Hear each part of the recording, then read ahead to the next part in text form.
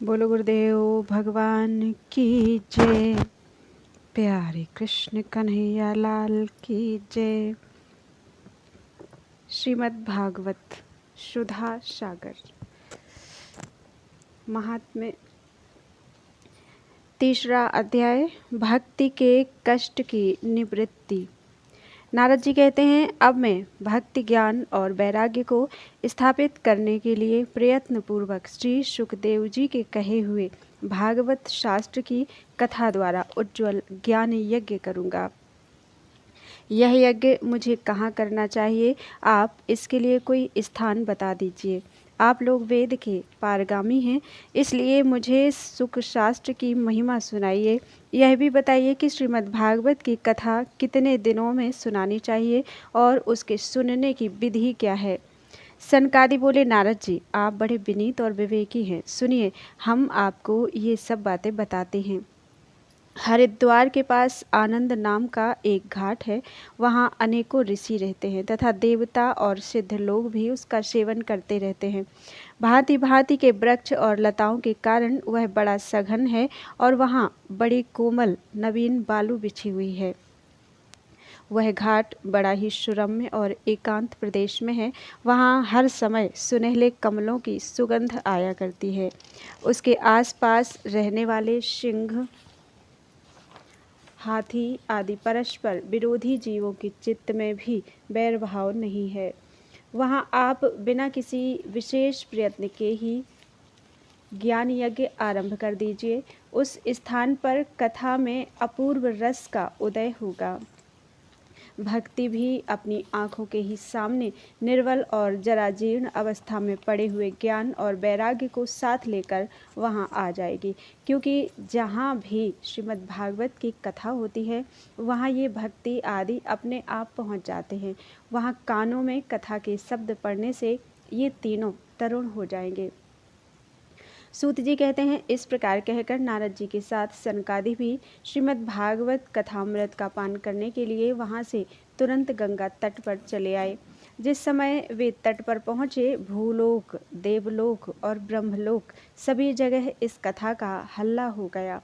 जो भगवत कथा के रसिक विष्णु भक्त थे, वे सभी श्रीमद् भागवत अमृत का पान करने के लिए सबसे आगे दौड़ दौड़ कर आने लगे। भृगु, वशिष्ठ, च्यवन, गौतम, मेधातिथि, देवल, देवरात, परशुराम, विश्वामित्र, साकल, मार्कंडेय, दत्तात्रेय, पिप्पलाद, योगेश्वर व्यास और पराशर, छाया, शुक, जाजली और जहनु आदि सभी प्रधान प्रधान मुनिगण अपने अपने पुत्र, शिष्य और स्त्रियों समेत बड़े प्रेम से वहां आए।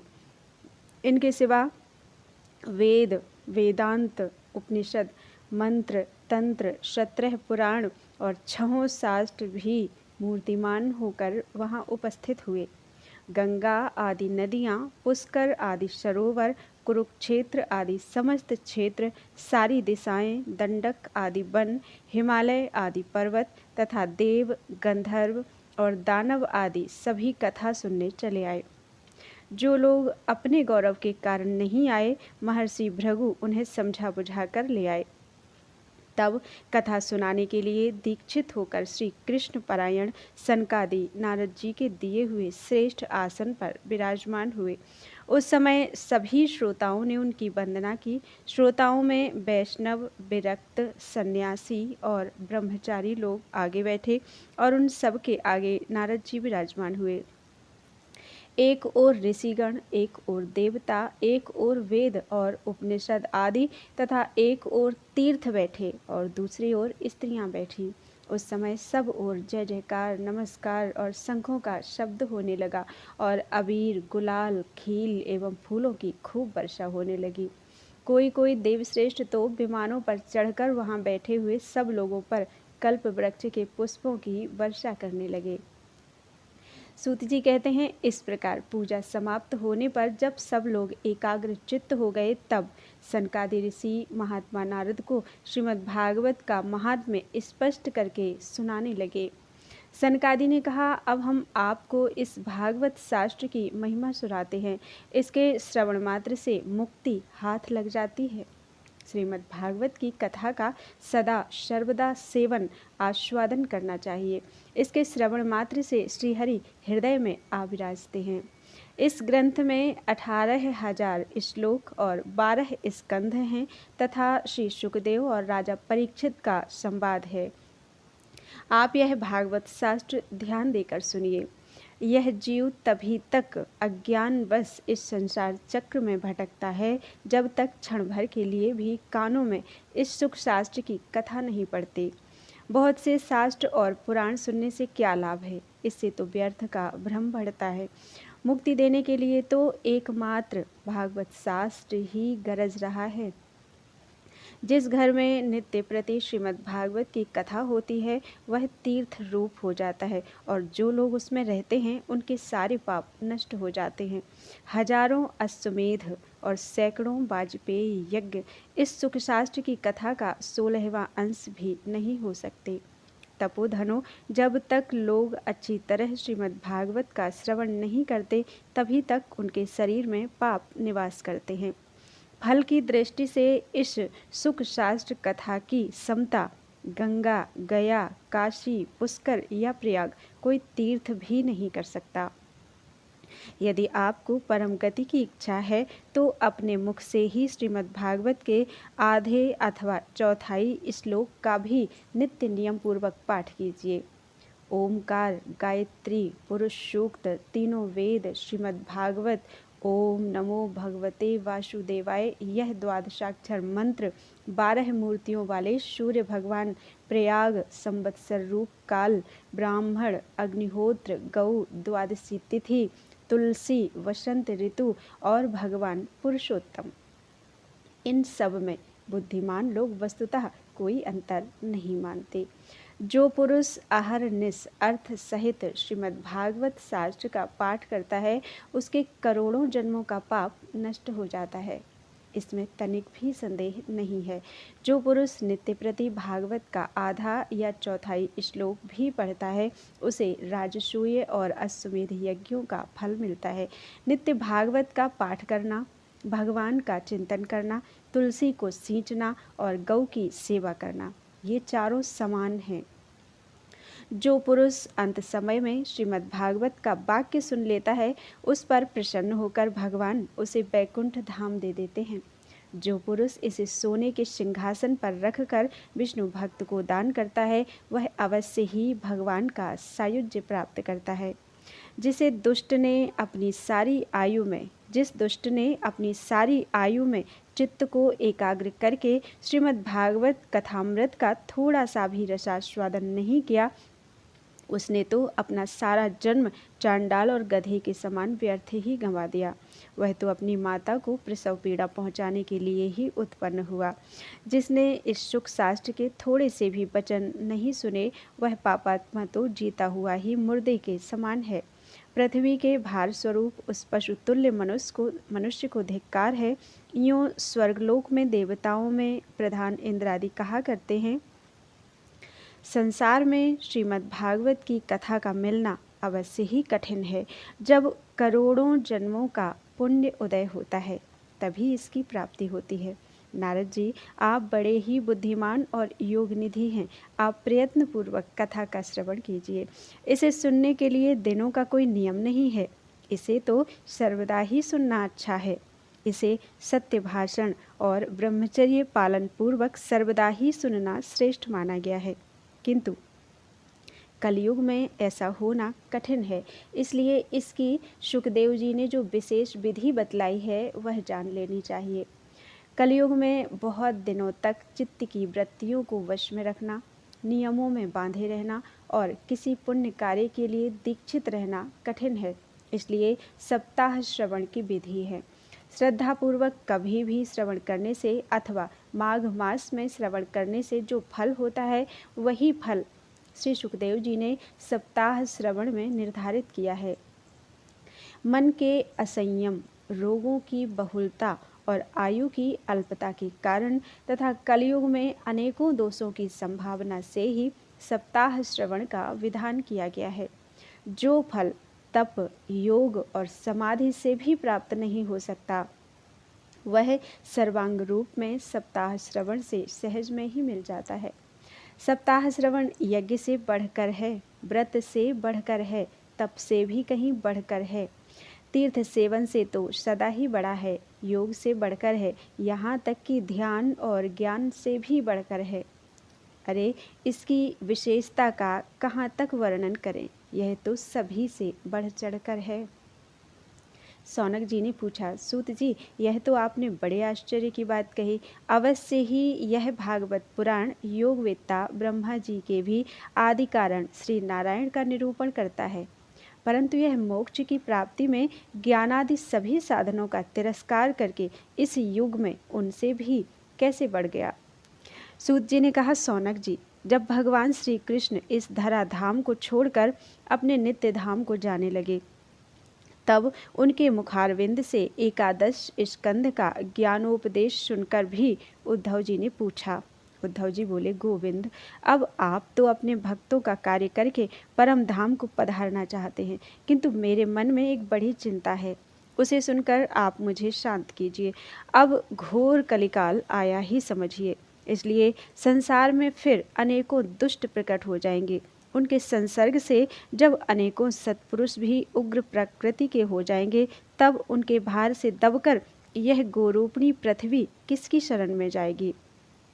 कमल नयन, मुझे तो आपको छोड़कर इसकी रक्षा करने वाला कोई दूसरा नजर नहीं आता, इसलिए भक्त वत्सल, आप साधुओं पर कृपा करके यहाँ से मत जाइए।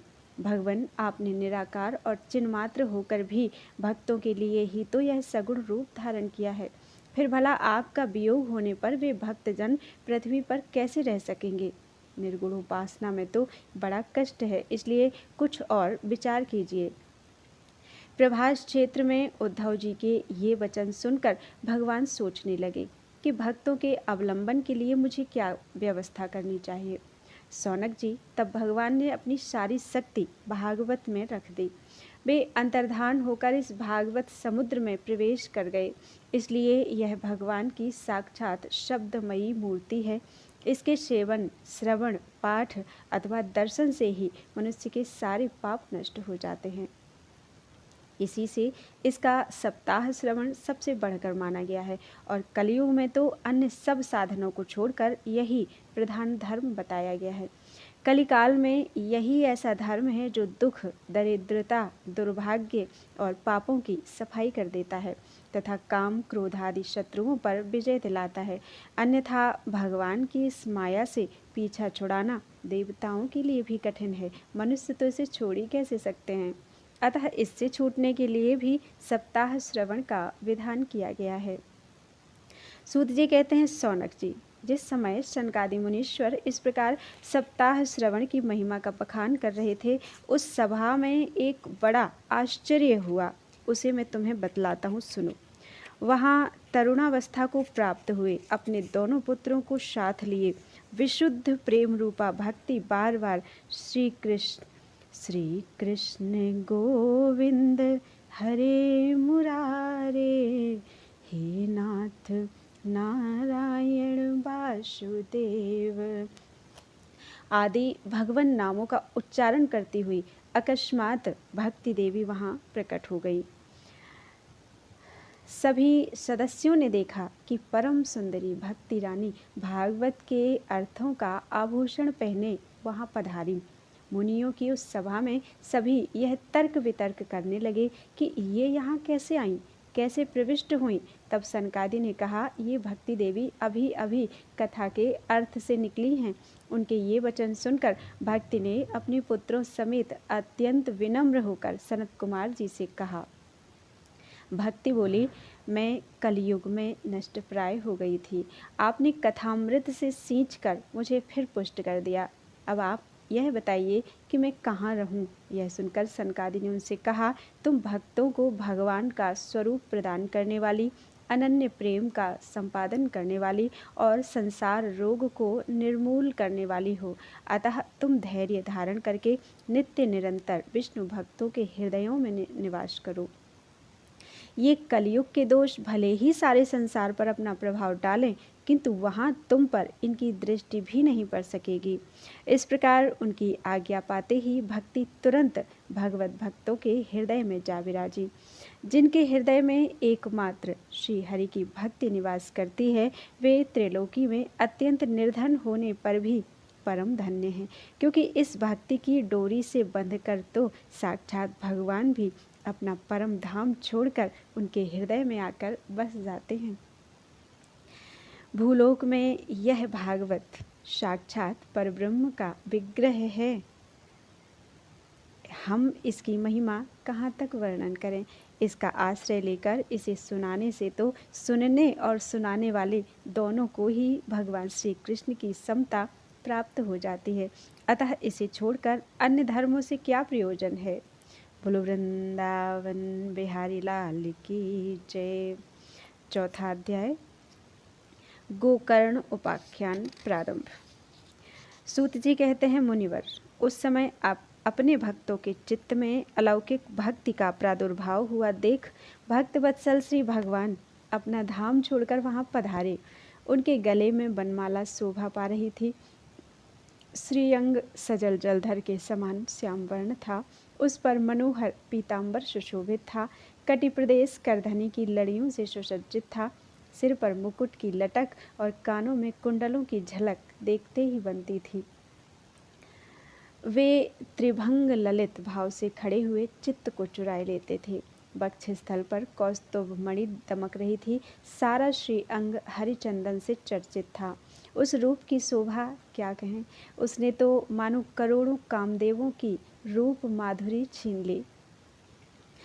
वे परमानंद चिन्मूर्ति मधुराति मधुर मुरलीधर ऐसी अनुपम छवि से अपने भक्तों के निर्मल चित्तों में आविर्भूत हुए।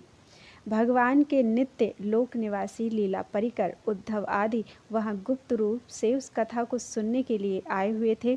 प्रभु के प्रकट होते ही चारों ओर जय हो की ध्वनि होने लगी। उस समय भक्ति रस का अद्भुत प्रवाह चला। बार बार अबीर गुलाल और पुष्पों की वर्षा तथा शंख ध्वनि होने लगी। उस सभा में जो लोग बैठे थे उन्हें अपने देह गेह और आत्मा की भी कोई सुधि न रही। उनकी ऐसी तन्मयता देखकर नारद जी कहने लगे, मुनीश्वरगण, आज सप्ताह श्रवण की मैंने यह बड़ी ही अलौकिक महिमा देखी। यहाँ तो जो बड़े मूर्ख दुष्ट और पशु पक्षी भी हैं, वे सभी अत्यंत निष्पाप हो गए हैं। अतः इसमें संदेह नहीं कि कलिकाल में चित्त की शुद्धि के लिए इस भागवत कथा के समान मृत्युलोक में पाप पुंज का नाश करने वाला कोई दूसरा पवित्र साधन नहीं है। मुनिवर, आप लोग बड़े कृपालु हैं। आपने संसार के कल्याण का विचार करके यह बिल्कुल निराला ही मार्ग निकाला है। आप कृपया यह तो बताइए कि इस कथारूप सप्ताह यज्ञ के द्वारा संसार में कौन कौन लोग पवित्र हो जाते हैं। सनकादि ने कहा, जो लोग सदा तरह तरह के पाप किया करते हैं, निरंतर दुराचार में ही तत्पर रहते हैं और उल्टे मार्गों से चलते हैं, तथा जो क्रोधाग्नि से जलते रहने वाले कुटिल और काम परायण हैं, वे सभी इस कलयुग में सप्ताह यज्ञ से पवित्र हो जाते हैं। सत्य से च्युत, माता पिता की निंदा करने वाले, तृष्णा के मारे व्याकुल, आश्रम धर्म से रहित, दंभी, दूसरों की उन्नति देखकर कुढ़ने वाले और दूसरों को दुख देने वाले हैं, वे भी कलयुग में सप्ताह यज्ञ से पवित्र हो जाते हैं। जो मदिरापान, ब्रह्म हत्या, सुवर्ण की चोरी, गुरु स्त्री गमन और विश्वासघात, ये 5 महापाप करने वाले, छल छद्म परायण हैं, क्रूर, पिशाचों के समान निर्दयी, ब्राह्मणों के धन से पुष्ट होने वाले और व्यभिचारी हैं, वे भी कलयुग में सप्ताह यज्ञ से पवित्र हो जाते हैं। जो दुष्ट आग्रह पूर्वक सर्वदा मन, वाणी या शरीर से पाप करते रहते हैं, दूसरे के धन से ही पुष्ट होते हैं तथा मलिन मन और दुष्ट हृदय वाले हैं, वे भी कलयुग में सप्ताह यज्ञ से पवित्र हो जाते हैं।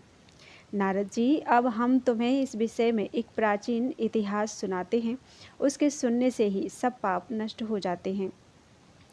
पूर्व काल में तुंगभद्रा नदी के तट पर एक अनुपम नगर बसा हुआ था। वहाँ सभी वर्णों के लोग अपने अपने धर्मों का आचरण करते हुए सत्य और सत्कर्मों में तत्पर रहते थे। उस नगर में समस्त वेदों का विशेषज्ञ और श्रौत स्मार्त कर्मों में निपुण एक आत्मदेव नामक ब्राह्मण रहता था। वह साक्षात दूसरे सूर्य के समान तेजस्वी था। वह धनी होने पर भी भिक्षाजीवी था। उसकी प्यारी पत्नी धुंधुली, कुलीन एवं सुंदरी होने पर भी सदा अपनी बात पर अड़ जाने वाली थी। उसे लोगों की बात करने में सुख मिलता था। स्वभाव था क्रूर, प्रायः कुछ न कुछ बकवाद करती रहती थी। गृह कार्य में निपुण थी, कृपण थी और थी झगड़ालू भी। इस प्रकार ब्राह्मण दंपति प्रेम से अपने घर में रहते और विहार करते थे। उनके पास अर्थ और भोग विलास की सामग्री बहुत थी। घर द्वार भी सुंदर थे, परंतु उससे उन्हें सुख नहीं था। जब अवस्था बहुत ढल गई तब उन्होंने संतान के लिए तरह तरह के पुण्य कर्म आरंभ किए और वे दीन दुखियों, गऊ, पृथ्वी, सुवर्ण और वस्त्र आदि दान करने लगे। दीन दुखियों को गौ, पृथ्वी, सुवर्ण और वस्त्र आदि दान करने लगे। इस प्रकार धर्म मार्ग में उन्होंने अपना आधा धन समाप्त कर दिया, तो भी उन्हें पुत्र या पुत्री किसी का भी मुख देखने को ना मिला। इसलिए अब ब्राह्मण बहुत ही चिंतातुर रहने लगा। एक दिन वह ब्राह्मण देवता बहुत दुखी होकर घर से निकलकर वन को चल दिया। दोपहर के समय उसे प्यास लगी, इसलिए वह एक तालाब पर गया। संतान के अभाव के दुख ने उसके शरीर को बहुत सुखा दिया था, इसलिए थक जाने के कारण जल पीकर वह वहीं बैठ गया। 2 घड़ी बीतने पर वहाँ एक सन्यासी महात्मा आए। जब ब्राह्मण देवता ने देखा कि वे जल पी चुके हैं, तब वह उनके पास गया और चरणों में नमस्कार करने के बाद सामने खड़े होकर लंबी लंबी सांसें लेने लगा। सन्यासी ने पूछा, कहो ब्राह्मण देवता, रोते क्यों हो? ऐसी तुम्हें क्या भारी चिंता है? तुम जल्दी ही मुझे अपने दुख का कारण बताओ। ब्राह्मण ने कहा, महाराज, मैं अपने पूर्व जन्म के पापों से संचित दुख का क्या वर्णन करूं? अब मेरे पितर मेरे द्वारा दी हुई जलांजलि के जल को अपनी चिंता जनित सांस से कुछ गर्म करके पीते हैं। देवता और ब्राह्मण मेरा दिया हुआ प्रसन्न मन से स्वीकार नहीं करते। संतान के लिए मैं इतना दुखी हो गया हूँ कि मुझे सब सूना ही सूना दिखाई देता है। मैं प्राण त्यागने के लिए यहाँ आया हूँ। संतानहीन जीवन को धिक्कार है, संतानहीन ग्रह को धिक्कार है, संतानहीन धन को धिक्कार है और संतानहीन कुल को धिक्कार है। मैं जिस गाय को पालता हूँ वह भी सर्वथा बांझ हो जाती है। जो पेड़ लगाता हूँ उस पर भी फल फूल नहीं लगते। मेरे घर में जो फल आता है वह भी बहुत जल्दी सड़ जाता है। जब मैं ऐसा अभागा और पुत्रहीन हूँ, तब फिर इस जीवन को ही रखकर मुझे क्या करना है? यूं कहकर वह ब्राह्मण दुख से व्याकुल होकर उन सन्यासी महात्मा के पास फूट फूट कर रोने लगा। तब उन यतिवर के हृदय में बड़ी करुणा उत्पन्न हुई। वे योगनिष्ठ थे। उन्होंने उसके ललाट की रेखाएं देखकर सारा वृत्तांत जान लिया और फिर उसे विस्तार पूर्वक कहने लगे। सन्यासी ने कहा, ब्राह्मण देवता, इस प्रजा प्राप्ति का मोह त्याग दो। कर्म की गति प्रबल है। विवेक का आश्रय लेकर संसार की वासना छोड़ दो। विप्रवर, सुनो, मैंने इस समय तुम्हारा प्रारब्ध देखकर निश्चय किया है कि 7 जन्म तक तुम्हारे कोई संतान किसी प्रकार नहीं हो सकती। पूर्व काल में राजा सगर एवं अंग को संतान के कारण दुख भोगना पड़ा था। ब्राह्मण, अब तुम कुटुंब की आशा छोड़ दो। संन्यास में ही सब प्रकार का सुख है। ब्राह्मण ने कहा, महात्मा जी, विवेक से मेरा क्या होगा? मुझे तो बलपूर्वक पुत्र दीजिए, नहीं तो मैं आपके सामने ही शोक मूर्छित होकर अपने प्राण त्यागता हूँ। जिसमें पुत्र स्त्री आदि का सुख नहीं है, ऐसा संन्यास तो सर्वथा नीरस ही है। लोक में सरस तो पुत्र पौत्र आदि से भरा पूरा गृहस्थाश्रम ही है। ब्राह्मण का ऐसा आग्रह देखकर उन तपोधन ने कहा, विधाता के लेख को मिटाने का हठ करने से राजा चित्रकेतु को बड़ा कष्ट उठाना पड़ा था। इसलिए दैव जिसके उद्योग को कुचल देता है, उस पुरुष के समान तुम्हें भी पुत्र से सुख नहीं मिल सकेगा। तुमने तो बड़ा हठ पकड़ रखा है और अर्थी के रूप में तुम मेरे सामने उपस्थित हो। ऐसी दशा में मैं तुमसे क्या कहूँ? जब महात्मा जी ने देखा कि यह किसी प्रकार अपना आग्रह नहीं छोड़ता, तब उन्होंने उसे एक फल देकर कहा, इसे तुम अपनी पत्नी को खिला देना, इससे उसके एक पुत्र होगा। तुम्हारी स्त्री को 1 साल तक सत्य, शौच, दया, दान और एक समय एक ही अन्न का खाने का नियम रखना चाहिए। यदि वह ऐसा करेगी तो बालक बहुत शुद्ध स्वभाव वाला होगा। यूं कहकर वे योगीराज चले गए और ब्राह्मण अपने घर लौट आया। वहां आकर उसने वह फल अपनी स्त्री के हाथ में दे दिया और कहा, और स्वयं कहीं चला गया। उसकी स्त्री तो कुटिल स्वभाव की थी ही, वह रो रो कर अपनी एक सखी से कहने लगी, सखी, मुझे तो बड़ी चिंता हो गई, मैं तो यह फल नहीं खाऊंगी। फल खाने से गर्भ रहेगा और गर्भ से पेट बढ़ जाएगा, फिर कुछ खाया पिया जाएगा नहीं, इससे मेरी शक्ति क्षीण हो जाएगी। तब बता, घर का धंधा कैसे होगा? और दैववश यदि कहीं गांव में डाकुओं का आक्रमण हो गया तो गर्भिणी स्त्री कैसे भागेगी? यदि सुखदेव जी की तरह यह गर्भ भी पेट में ही रह गया तो इसे बाहर कैसे निकाला जाएगा? और कहीं प्रसव काल के समय वह टेढ़ा हो गया तो फिर प्राणों से ही हाथ धोना पड़ेगा। यूं भी प्रसव के समय बड़ी भयंकर पीड़ा होती है। मैं सुकुमारी, भला यह सब कैसे सह सकूंगी? मैं जब दुर्बल पड़ जाऊंगी तब ननद रानी आकर घर का सब माल मत्ता समेट ले जाएंगी और मुझसे तो सत्य शौचादि नियमों का पालन होना भी कठिन ही जान पड़ता है। जो स्त्री बच्चा जनती है उसे उस बच्चे के लालन पालन में भी बड़ा कष्ट होता है। मेरे विचार से तो बंध्या या विधवा स्त्रियां ही सुखी हैं। मन में ऐसे ही तरह तरह के कुतर्क उठने से उसने वह फल नहीं खाया, और जब उसके पति ने पूछा, फल खा लिया? तब उसने कह दिया, हाँ खा लिया। एक दिन उसकी बहन अपने आप ही उसके घर आई। तब उसने अपनी बहन को सारा वृत्तांत सुनाकर कहा कि मेरे मन में इसकी बड़ी चिंता है, मैं इस दुख के कारण दिनों दिन दुबली हो रही हूँ। बहन, मैं क्या करूं? बहन ने कहा, मेरे पेट में बच्चा है, प्रसव होने पर वह बालक मैं तुझे दे दूंगी, तब तक तू गर्भवती के समान घर में गुप्त रूप से सुख से रह। तू मेरे पति को कुछ धन दे देगी तो वे तुझे अपना बालक दे देंगे। हम ऐसी युक्ति करेंगे कि जिसमें सब लोग यही कहें कि इसका बालक 6 महीने का होकर मर गया और मैं नित्य प्रति तेरे घर आकर उस बालक का पालन पोषण करती रहूंगी। तो इस समय इसकी जांच करने के लिए यह फल गौ को खिला दे। ब्राह्मणी ने स्त्री स्वभाववश जो जो उसकी बहन ने कहा था वैसे ही सब किया। इसके पश्चात समयानुसार जब उस स्त्री के पुत्र हुआ तब उसके पिता ने चुपचाप लाकर उसे धुंधली को दे दिया और उसने आत्मदेव को सूचना दे दी कि मेरे सुखपूर्वक बालक हो गया है। इस प्रकार आत्मदेव के पुत्र हुआ सुनकर सब लोगों को बड़ा आनंद हुआ। ब्राह्मण ने उसका जात कर्म संस्कार करके ब्राह्मणों को दान दिया और उसके द्वार पर गाना बजाना तथा अनेक प्रकार के मांगलिक कृत्य होने लगे। धुंधुली ने अपने पति से कहा, मेरे स्तनों में तो दूध ही नहीं है, फिर गऊ आदि किसी अन्य जीव के दूध से मैं इस बालक का किस प्रकार पालन करूंगी?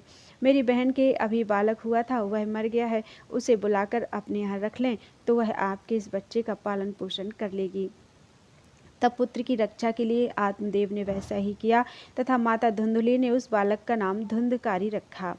इसके बाद 3 महीने बीतने पर उस गऊ के भी एक मनुष्याकार बच्चा हुआ। वह सर्वांग सुंदर, दिव्य, निर्मल तथा सुवर्ण की सी कांति वाला था। उसे देखकर ब्राह्मण देवता को बड़ा आनंद हुआ और उसने स्वयं ही उसके सब संस्कार किए।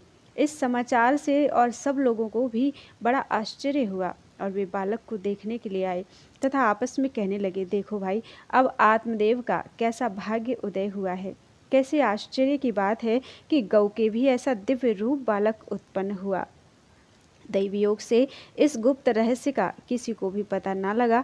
आत्मदेव ने उस बालक के गौ के जैसे कान देखकर उसका नाम गोकर्ण रखा। कुछ काल बीतने पर वे दोनों बालक जवान हो गए। उनमें गोकर्ण तो बड़ा पंडित और ज्ञानी हुआ, किंतु धुंधकारी बड़ा ही दुष्ट निकला। स्नान, शौचादि, ब्राह्मणोचित आचारों का उसमें नाम भी नहीं था और न खान पान का ही कोई परहेज था। क्रोध उसमें बहुत बढ़ा चढ़ा था। वह बुरी बुरी वस्तुओं का संग्रह किया करता था। मुर्दे के हाथ से छुआया हुआ अन्न भी खा लेता था। दूसरों की चोरी करना और सब लोगों से द्वेष बढ़ाना उसका स्वभाव बन गया था।